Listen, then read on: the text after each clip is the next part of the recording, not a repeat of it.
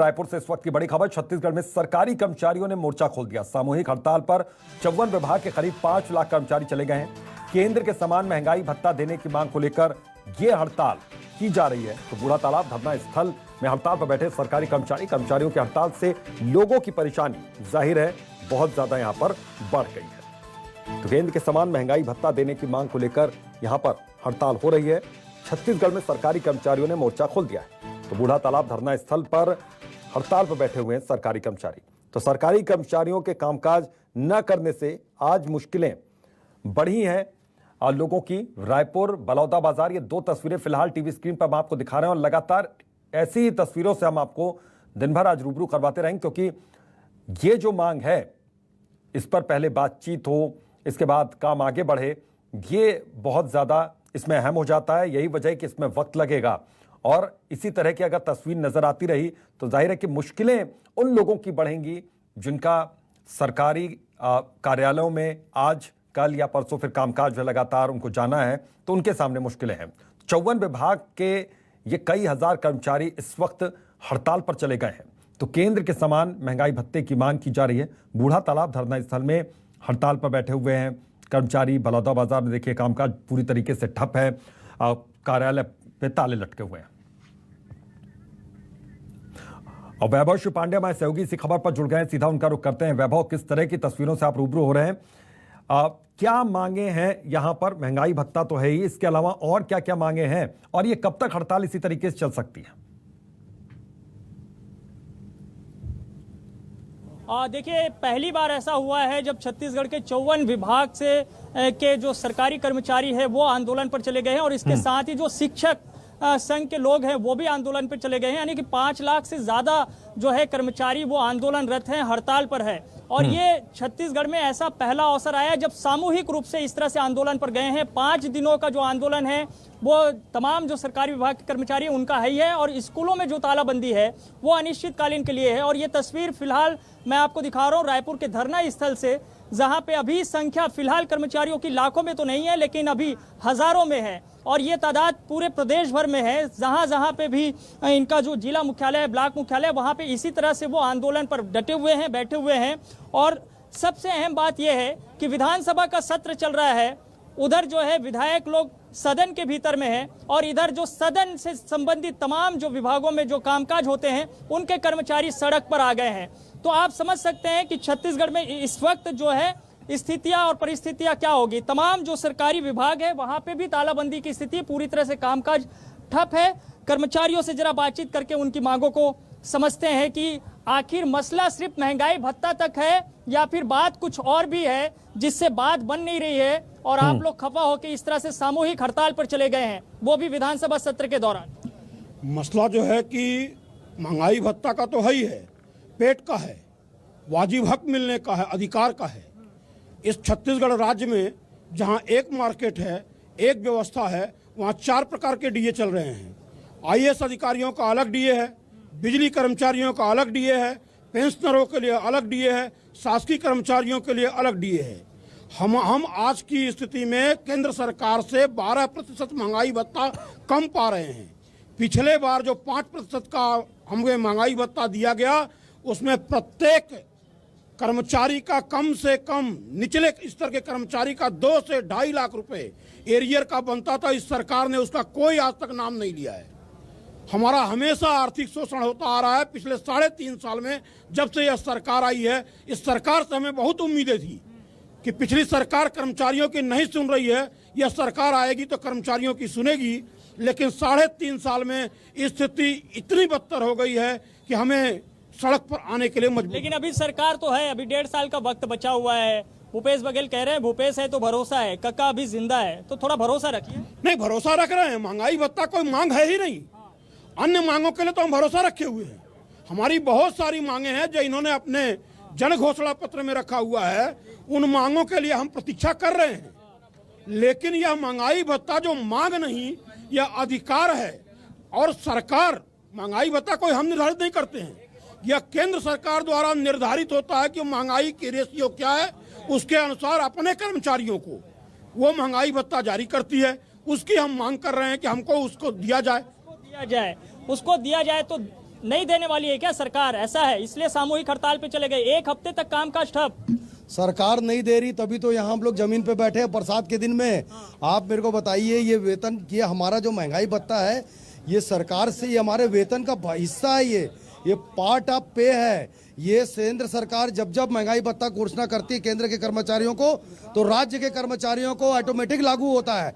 और पूरे राज्य, आप यूपी देख लीजिए, बिहार देख लीजिए, आपका झारखंड देख लीजिए, एमपी देख लीजिए, पूरे राज्यों में 34% महंगाई भत्ता मिल रहा है। लेकिन हमारे ये कर्मचारी लोगों को नहीं मिल रहा है। इसीलिए यहाँ कर्मचारी लोग यहाँ पर आज बरसात के मौसम पे यहाँ पर आके आंदोलन कर रहे हैं। कर्मचारियों का पेशा आंदोलन करने का नहीं है। कर्मचारी शासन से बंधा हुआ है, नियम कानून से बंधा हुआ है। कर्मचारी जब मजबूर होता है, कर्मचारी के जब पेट में दर्द होता है, तब यहाँ पर आके जमीन पे उतर करके, यहाँ महिलाएं जो बैठी है, सावन सोमवार उपवास है, उस दिन यहाँ महिलाएं लोग जो आकर यहाँ पर बैठी हुई है, धरना दे रही है। क्यों? क्योंकि इनके पेट में से उनसे बात करते हैं। आज व्रत है आपका जी। तो भोलेनाथ जी से क्या मांग रहे हैं? भोलेनाथ जी से हम यही दुआ करते हैं कि हमारे मुख्यमंत्री जी को सद्बुद्धि दे। जो हमारा मौलिक अधिकार है, जो हमारा हक है, वो हमें प्रदान किया जाए। क्योंकि जब भी केंद्र शासन महंगाई भत्ता और गृह भाड़ा भत्ता देती है, उसके 2 या 3 माह पश्चात ही राज्य सरकार को भी महंगाई भत्ता और गृह भाड़ा भत्ता देना होता है। किंतु इतनी विडंबना है छत्तीसगढ़ सरकार की कि आज हम यहाँ उसके लिए मांग करते हुए हड़ताल पर बैठे हुए हैं। ये हमारा हक था जो हमें बिना मांगे मिल जाना चाहिए था। हमारी ये मौलिक अधिकार था हमारा। लेकिन आज हम फिर भी इस चीज के लिए मांग के लिए बैठे। हमारे अन्य जो भी हमारी मांगे थी, जैसे वेतन विसंगति, पदोन्नति या समयमान, वेतनमान, इन सारी मांगों के लिए जब हम कभी आते हैं सामने, लेकिन आज हमको जो हमारे अधिकार के अस्तित्व की लड़ाई थी वो लड़नी पड़ रही है। वो लड़नी पड़ रही है। ये अस्तित्व से जुड़ा हुआ मसला बता रहे हैं जो तमाम कर्मचारी हैं वो। लेकिन सबसे जरूरी है वो है शिक्षा। स्कूलों को बंद कर दिया आप लोगों ने, जो है तमाम जो है कामकाज बंद हो गए। अभी एग्जाम भी होने हैं, कैसे होगा? देखिए, हम लोग एक्चुअल में मांग नहीं है। डीए की जो घोषणा होती है, हम लोगों को कोई मांग नहीं है। केंद्र सरकार एक एजेंसी बनाती है, उस एजेंसी ने तय किया कितना % महंगाई भत्ते बढ़ा है, महंगाई भत्ता दे दें। हम लोग स्कूल बंद करने का शौक नहीं, लेकिन सरकार पिछले 29 तारीख को आप लोगों ने देखा था, आप स्वयं भी आए थे, 29 को हमने सांकेतिक 1 दिन का किया था। उसके बाद ना चर्चा हुई ना परिचर्चा हुई। इसका मतलब है शासन खुद संकेत दे रही है कि आप लोग आंदोलन में जाइए, तभी आपकी मांग पूरी होगी। यदि हम लोग अभी आंदोलन में, स्कूल कॉलेज बंद है, तो अब जब हमारी मांगे पूरी हो जाएगी, जब खुलेगा, तो हम अतिरिक्त समय देकर भी उसका बच्चों का हित करेंगे, उसका हित नहीं होने देंगे। ये फिलहाल 1 हफ्ते के लिए। जी हाँ, उसके बाद भी बिल्कुल वैभव, मैं आपके पास दोबारा लौटता हूं, आप बातचीत अपनी जारी रखिएगा। इसी बीच एक अहम खबर आ रही है, दर्शकों की जानकारी के लिहाज से ये खबर बहुत ज्यादा महत्वपूर्ण हो जाती है। सीधे इस बड़ी खबर का रुख करते हैं। विधानसभा में उठा कर्मचारियों के आंदोलन का मुद्दा। ये एक बड़ी खबर आ रही है, विधानसभा में कर्मचारियों के आंदोलन का मुद्दा यहां पर उठा है। विपक्ष ने सदन में स्थगन प्रस्ताव विपक्ष लेकर आया यहां पर, तो कर्मचारियों के आंदोलन का मामला यहां पर उठा। बीजेपी विधायक बृजमोहन अग्रवाल ने इस मसले को उठाया है, तो बाहर आंदोलन और सदन के भीतर इस पर बातचीत। और रेजिडेंट एडिटर आशीष तिवारी से खबर पर जुड़े हुए हैं, सीधा उनका रुख करते हैं। आशीष, क्या जानकारी मिल रही है, किस तरीके से इस मुद्दे को उठाया गया सदन के भीतर?